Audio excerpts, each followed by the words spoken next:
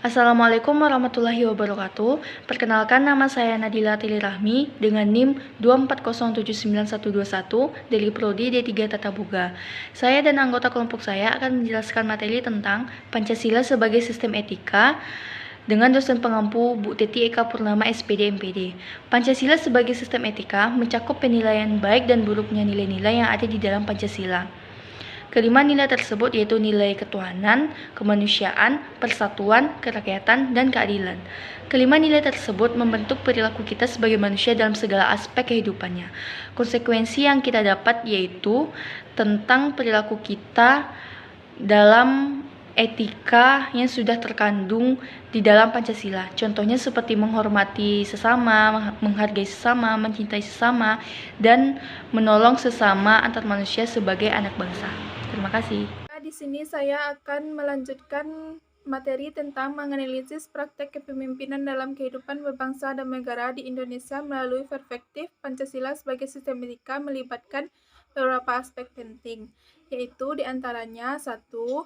Pancasila sebagai dasar moral atau etika. Pancasila sebagai dasar moral atau etika mencerminkan nilai-nilai etika atau moral yang mendasari tindakan pemimpin.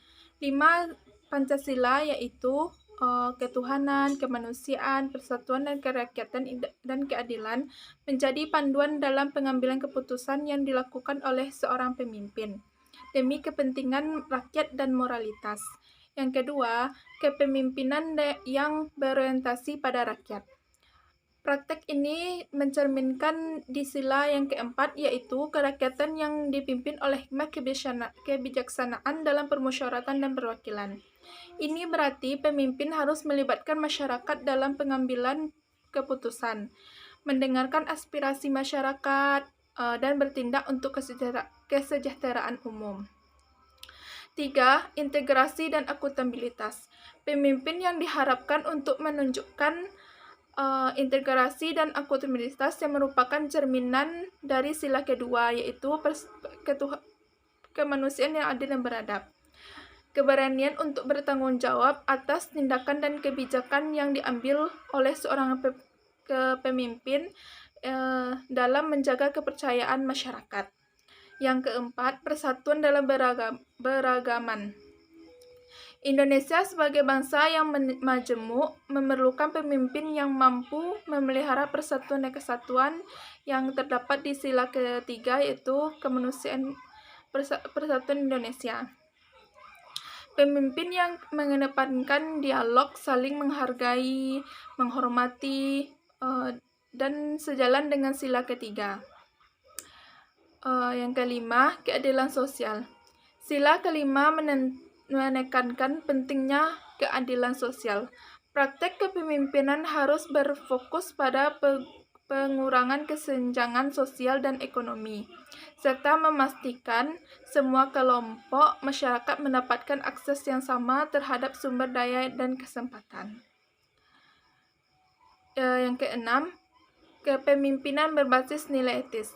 Pemimpin yang baik adalah mereka yang mampu menempatkan etika di atas kepentingan pribadi atau golongan.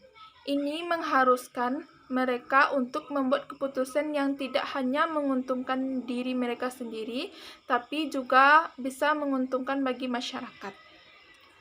Seorang pemimpin harus bersikap adil dan tidak mementingkan dirinya sendiri. Itu adalah pemimpin yang patut kita contoh dan kita pilih atau kita hormati. Baiklah, di sini saya akan menjelaskan materi yaitu tentang Pancasila sebagai sistem etika. Pancasila sebagai sistem etika dimaksud untuk mengembangkan dimensi moralitas dalam diri setiap individu sehingga memiliki kemampuan menampilkan sikap spiritualitas dalam kehidupan bermasyarakat, berbangsa, dan bernegara. Etika Pancasila diperlukan dalam kehidupan bermasyarakat, berbangsa, dan bernegara sebab berisikan tuntunan nilai-nilai moral yang hidup. Namun diperlukan kajian kritis rasional terhadap nilai-nilai moral yang hidup. agar tidak terjebak ke dalam pandangan yang bersifat mitos. Contohnya, konsekuensi Pancasila sebagai sistem etika ini adalah pada kehidupan berbangsa dan bernegara, yaitu korupsi. Banyak kasus korupsi yang melanda negara Indonesia sehingga dapat melemahkan sendi-sendi kehidupan berbangsa dan bernegara. Pancasila sebagai sistem etika di sini dapat digunakan untuk rambu normatif untuk mengatur kehidupan berbangsa dan bernegara. Demikian, pelanggaran dalam kehidupan bernegara yaitu korupsi dapat diminimalkan. Contoh lainnya yaitu melanda kehidupan masyarakat, dekadensi moral terutama generasi muda sehingga membahayakan kelangsungan hidup bernegara. Dekadensi moral itu terjadi ketika pengaruh globalisasi tidak sejalan dengan nilai-nilai Pancasila, tetapi justru nilai-nilai dari luar berlaku dominan. Contoh-contoh dekadensi moral: menyalahgunakan narkoba, kebebasan tanpa batas, rendahnya rasa hormat kepada orang tua, menipisnya rasa kejujuran, tawuran di kalangan para pelajar. Semua itu menunjukkan lemahnya tatanan nilai moral dalam kehidupan bangsa Indonesia. Oleh karena itu, Pancasila sebagai sistem etika diperlukan kehadirannya sejak dini. Kepemimpinan dalam kehidupan berbangsa dan bernegara di Indonesia melalui perspektif Pancasila sebagai sistem etika melibatkan beberapa aspek penting, yaitu pedoman perilaku. Pancasila menjadi pedoman perilaku bagi masyarakat dalam interaksi antar manusia. Sumber nilai dan norma. Pancasila merupakan sumber nilai dan norma yang menjadi landasan integrasi bangsa dan landasan moral. Kode etik. Pancasila merupakan kode etik yang seharusnya dipatuhi oleh seluruh masyarakat Indonesia. Cara hidup.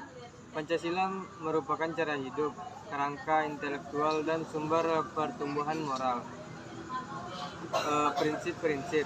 Cita-cita dan prinsip-prinsip Pancasila seperti kesetaraan dan keadilan harus dijunjung tinggi oleh negara dan masyarakat luas dalam segala aspek kehidupan. Beberapa contoh penerapan Pancasila sebagai sistem etika dalam kehidupan berbangsa dan bernegara adalah menerapkan sikap jujur, saling peduli, saling memahami, saling menghargai, saling mencintai dan tolong menolong.